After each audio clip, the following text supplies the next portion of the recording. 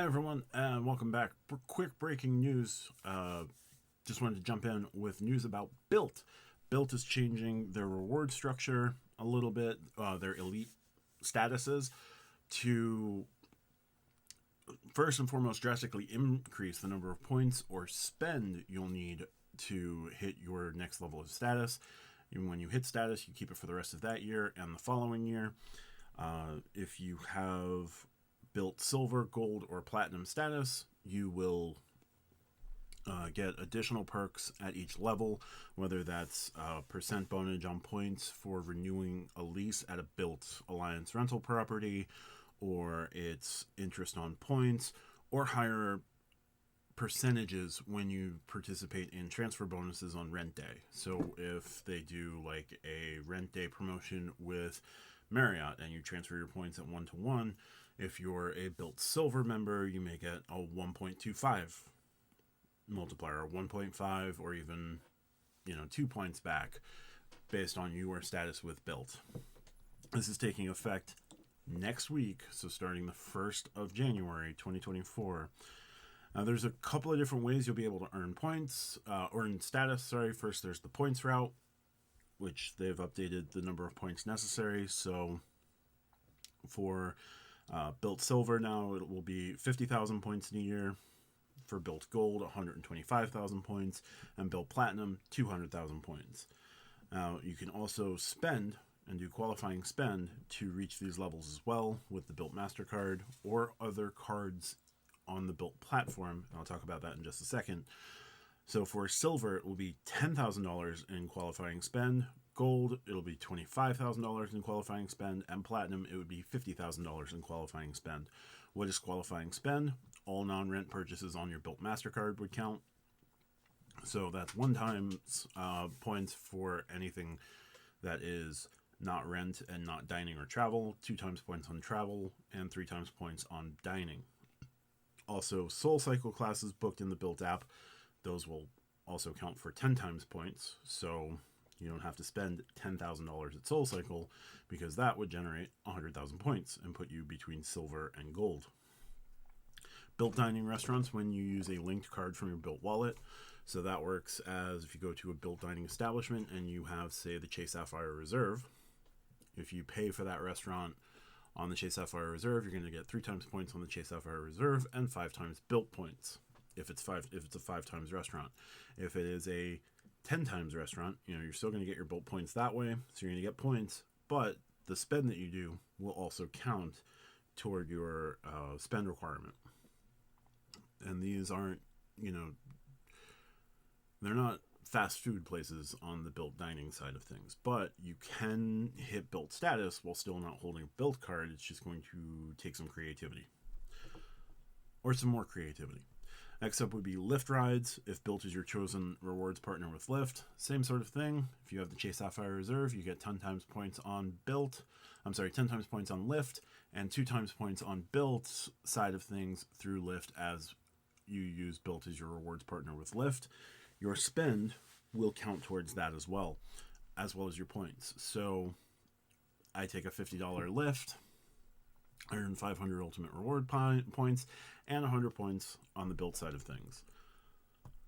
And that $50 counts toward my spend. So, and then finally the last one would be Bilt Travel Portal purchases. Again, you can use Bilt Travel Portal. You get, I think, 2 extra bonus points for using the portal and your Bilt MasterCard, so it's 4 times points on the Bilt MasterCard, but they do 1 times points when you use another card and you're purchasing through the travel portal. So the Bilt Travel Portal purchases will count toward your spend. So it's going to be harder to attain gold or platinum level going forward. 200,000 qualifying points or $50,000 in qualifying spend. It's still doable. Now, I think this is being done, first and foremost, it's gotten way easier to hit Bilt statuses. So Bilt is looking for a way to sort of limit that. But why would Bilt be limiting that? One, to make their higher statuses more lucrative to their status members. You're probably going to see much higher percentages on transfer bonuses when they do those on rent day. Or if they do something akin to the Hyatt mattress run that they did earlier this year, where they would offer explorist or temporary explorist or globalist status, where you'd then have to follow up and spend 10 nights and 30 days or 20 nights and 30 days to get globalist. Maybe they're going to make that easier for some folks who have higher statuses. So imagine if they do that Hyatt challenge again and it's Hyatt globalist, but if you have platinum elite status with Bilt already, you only have to do 10 nights for globalist, or 15 nights, let's say, and 5 nights to lock down explorist. Pretty simple. Now, if they do something with Marriott, where they do the same sort of arrangement, you could get Marriott Titanium with platinum membership and staying at a Marriott 15, 20 nights in a quarter, right? So you can definitely see that they're going to continue to gamify their status levels with their transfer partners, with their Red Day promotions. And that's still pretty fun. I'm still fine with that. That's no big deal.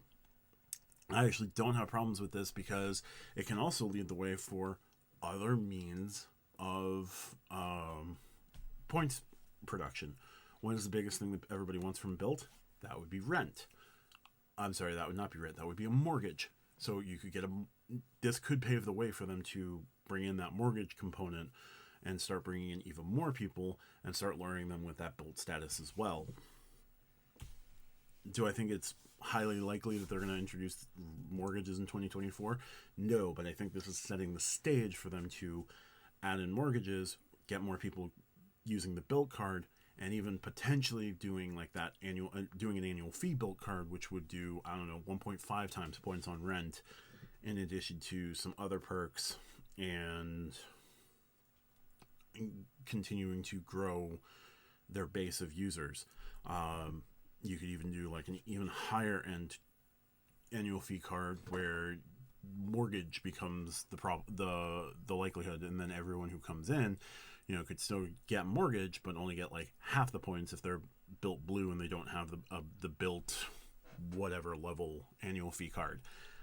I think they're setting the stage to do more cards and to finally break through and bring in mortgages. I think this year is going to be, laying that foundation, and then you're going to see in 2025 probably the introduction of mortgage, and at some point in 2024 you're going to see like a $150 annual fee, a $200 annual fee card that's going to give you a higher rent multiplier, and then that will lead into like a $400-$500 annual fee card that's going to be, your full mortgage, soup to nuts, everything about home ownership will get you points card.